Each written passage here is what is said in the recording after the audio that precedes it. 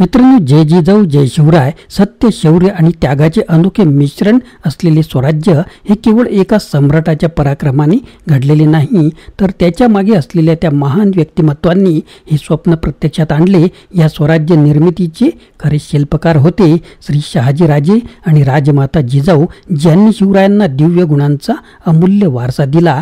त्यांच्याच प्रेरणेतून घडले स्वराज्याचे, राष्ट्र राज्याचे जनक शिवछत्रपती शिवाजी महाराज या इतिहासाच्या सोनेरी पानांची कथा. चला अनुभवूया आज या व्हिडिओमधून.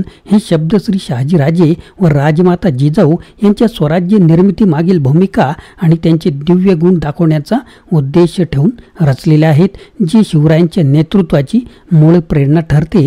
या व्हिडिओत आपण शिवरायांना घडवण्यात मोलाचा वाटा असणारे त्यांचे मातापिता, त्यांची दुर्मिळ माहिती व स्वराज्य निर्मिती मागील त्यागाची माहिती घेणार आहोत. काही प्रश्नांच्या उत्तराच्या शोधातून स्वराज्याची मूळ संकल्पना नेमकी कशी होती आणि ती कोणत्या प्रेरणेतून उदयास आली. श्री शहाजीराजे आणि राजमाता जिजाऊंनी शिवरायांना कोणते दिव्य गुण दिले, ज्यामुळे शिवछत्रपती राष्ट्र राज्याचे जनक घडले. शिवरायांच्या पराक्रमी स्वराज्य निर्मितीच्या प्रवासात शहाजीराजे आणि जिजाऊंची भूमिका किती महत्त्वपूर्ण होती. स्वराज्य स्थापनेसाठी जिजाऊंनी शिवरायांना दिलेली शिकवण आणि त्यांच्या विचारसरणीचे स्वरूप कसे होते. शिवछत्रपतींच्या ऐतिहासिक कार्यात सामाजिक क्रांतीचा कसा समावेश होता आणि त्या काळातील समाज व्यवस्थेवर त्याचा काय परिणाम झाला. मित्रांनो, डॉक्टर बाहेकर यांच्या शब्दात आपण ही सर्व माहिती जाणून घेणार आहोत. आपण जर चॅनलवर नवीन असाल तर चॅनलला सबस्क्राईब करायला विसरू नका.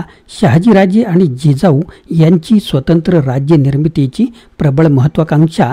शिवाजी महाराजांनी स्वराज्य निर्मितीचे कार्य यशस्वीपणे पार पाडले. त्या पाठीमागे प्रेरणा कोणत्या होत्या आणि शिवाजी महाराजांचे प्रमुख आधारस्तंभ कोण होते.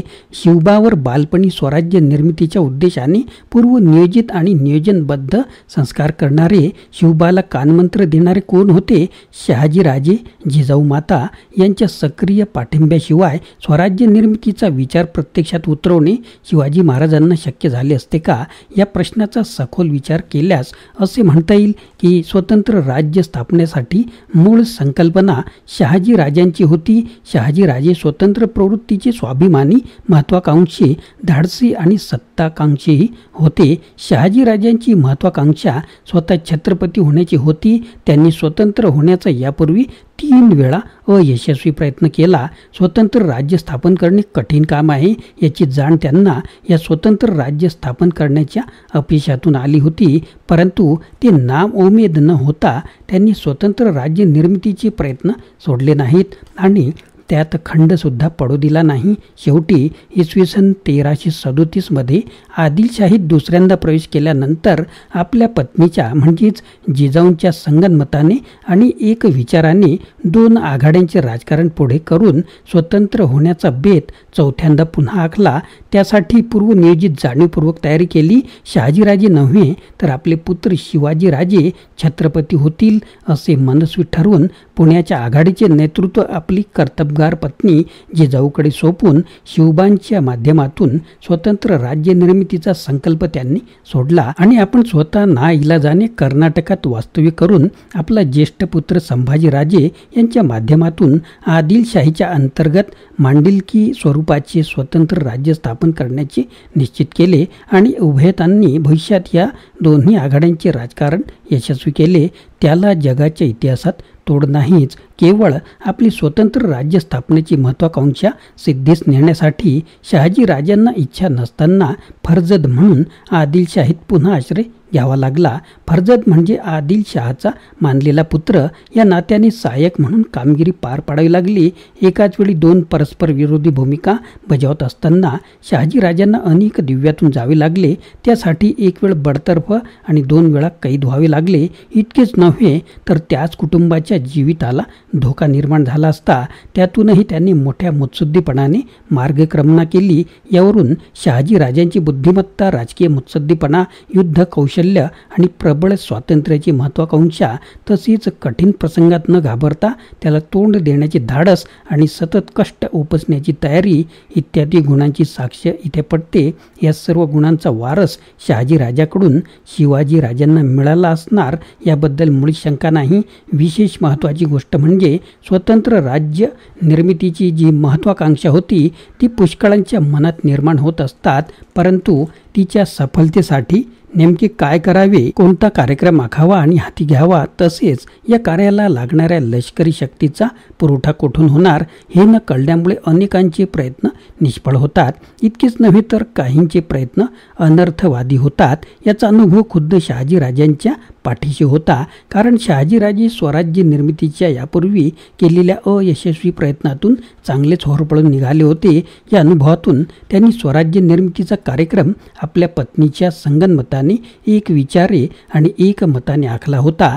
शहाजीराजांच्या आज्ञेवरून स्वराज्य निर्मितीचा प्रयोग पुण्याच्या जहागिरीत जिजाऊ साहेबांच्या नेतृत्वात आणि मार्गदर्शनाखाली शिवाजी महाराजांच्या माध्यमातून तसेच मावळ्यांच्या सहाय्याने प्रत्यक्षात आणला.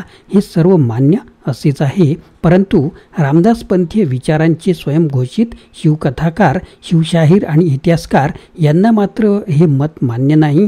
स्वराज्य निर्मितीचा कार्यक्रम कोणी आखला होता आणि शिवाजी महाराजांना कोणी दिला हा प्रश्न जेव्हा उपस्थित केला तेव्हा रामदासपंथीय विचारांचे पुरस्कर्ते हा कार्यक्रम रामदासाने आखला आणि खोटे सांगतात. रामदासपंथीय विचारांच्या शिवचरित्रात जिथे जिथे रामदास दिसतो, परंतु शिवाजी महाराज मात्र कुठे दिसत नाहीत. त्यांच्यावरील विधानाला मात्र काडीचाही आधार नाही. रामदासाने हा कार्यक्रम दिला नाही तर मग भवानी देवीकडून शिवबाला मिळाला असे रामदासपंथीय ओरडून सांगतात. वास्तविक हा कार्यक्रम भवानी देवीसुद्धा देऊ शकत नाही. तात्पर्य रामदासपंथीयांचे वरील दोन्ही विचार प्रवाह एकाच ठिकाणी येऊन मिळतात, तसेच दोन्ही विचार कपोल कल्पित आहेत. त्यांच्या विधानाला कुठलाही ऐतिहासिक आधार नाही, त्यामुळे हे विचार प्रवाह ग्राह्य मानता येत नाही. थोडक्यात स्वतंत्र राज्याची संकल्पना ही मुळातच शहाजी राजांची होती, परंतु ती प्रत्यक्षात आणणे त्यांना स्वतः शक्य नव्हते, कारण त्यांना काही काळाच्या मर्यादा होत्या. म्हणून त्यांनी स्वराज्य निर्मितीची संधी आपली पत्नी जिजाऊ आणि धाकटा पुत्र शिवाजी राजा यांना उपलब्ध करून दिली आणि जातीने त्यांच्या पाठीमागे उभे राहिले. केवळ मार्गदर्शकच नाही तर वेळ प्रसंगी प्रत्यक्ष मदतसुद्धा केल्याचे इतिहासात सिद्ध आहे.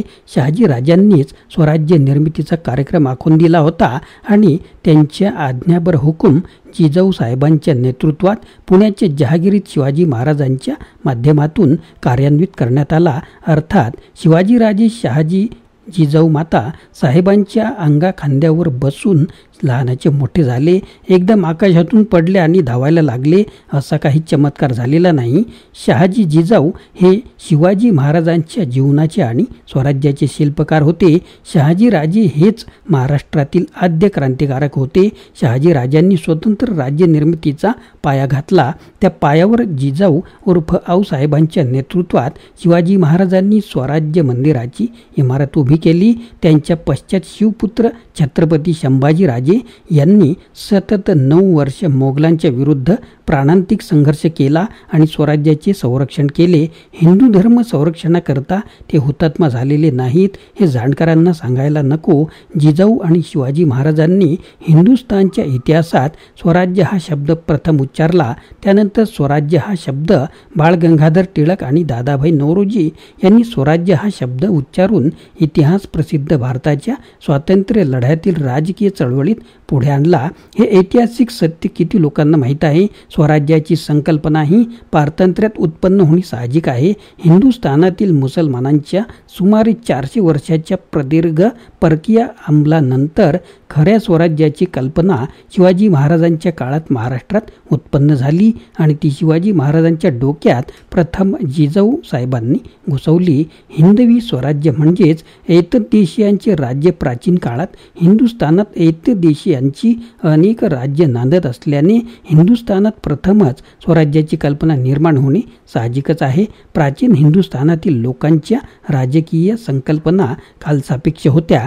त्यामुळे स्वराज्याची योग्य कल्पना उत्पन्न होण्यास पुष्कळ काळ लोटावा लागला. प्राचीन काळातील राष्ट्र या संकल्पनेचा लोप होऊन राष्ट्र राज्य लोकांचे ही संकल्पना अति प्राचीन काळी हिंदुस्थानात असली तरी ही महाराष्ट्रात मध्यंतरीच्या काळात लोप पावली होती. तिला मूर्त स्वरूप शिवछत्रपतींनी प्राप्त करून दिले. तात्पर्य शिवछत्रपती राष्ट्र राज्यांचे जनक होत. मित्रांनो, हे विचार होते डॉक्टर बाहेकर यांचे. आता आपण शेवटी हेच म्हणू शकतो की शिवछत्रपतींच्या रूपात एक महान योद्धा आणि युगप्रवर्तक नेता घडवणारा वारसा श्री शहाजीराजे आणि राजमाता जिजाऊंनी दिला. त्यांच्या कठोर संस्कारांनी आणि दूरदर्शी विचारांनी शिवरायांना एक नवा इतिहास घडवण्याचे सामर्थ्य दिले. या स्वराज्य निर्मितीचा प्रवास केवळ एका सम्राटाच्या विजयाची कथा नसून एका कुटुंबाच्या आणि त्यांच्या मूल्यांच्या बलिदानाची गाथा आहे. स्वराज्याची मूळ संकल्पना जिथे जन्माला आली ती आजही आपल्याला प्रेरणा देते. श्री शहाजीराजे, राजमाता जिजाऊ आणि शिवछत्रपती यांच्या प्रेरणेतून आपण स्वाभिमानी, स्वावलंबी आणि स्वतंत्र भवितव्याचा मार्ग दाखवूया. हे शब्द स्वराज्य निर्मितीतील शहाजीराजे आणि जिजाऊंच्या भूमिकेचे महत्त्व आणि शिवरायांच्या नेतृत्वाचा वारसा कसा घडवला गेला यावर आधारित आहेत. मित्रांनो, व्हिडिओ आवडला तर नक्कीच लाईक करा, कमेंट करा व शेअर करा. चॅनलला सबस्क्राईब करून सपोर्ट करा. जय जिजाऊ, जय शिवराय, जय महाराष्ट्र.